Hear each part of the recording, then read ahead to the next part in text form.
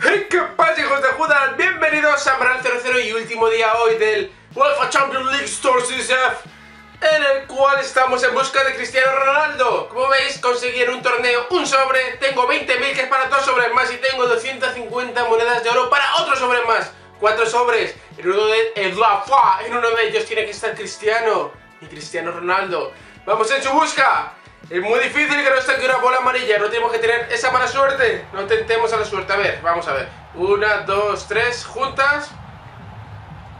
Y una fuera. Ahora. Ya, párate, zorra, párate, zorra. Vale, negra, Cristiano. ¿Quién es ese?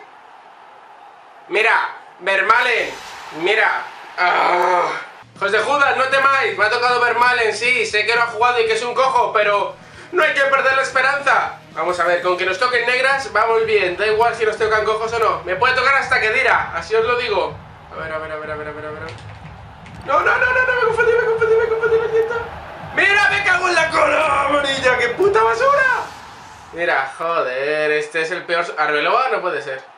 Madre mía, me toca un cono, me cago en la puta. Me ha tocado uno malo, ahora me tiene que tocar uno bueno, por favor.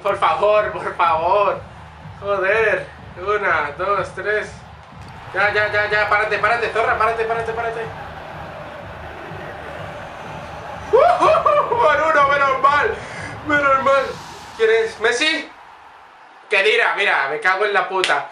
¿Qué coño es esto?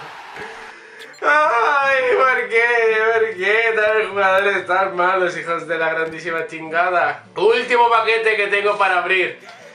Ay, ¿qué dirá, Arbeloa? ¿Quién más me ha tocado? No sé quién más me ha tocado.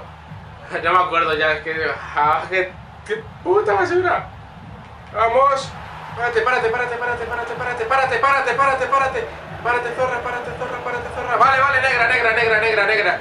Cristiano, Ronaldo, es Rubio, ¿quién coño es este? ¡Venga, coño, marchísimo! Mira, hijos de Judas, voy a vender el pez, qué puta... Joder, en serio, me he gastado 4 sobres para esto. Mira, lo que cago yo es mejor que estos 4 jugadores juntos. Ya no tengo sobres.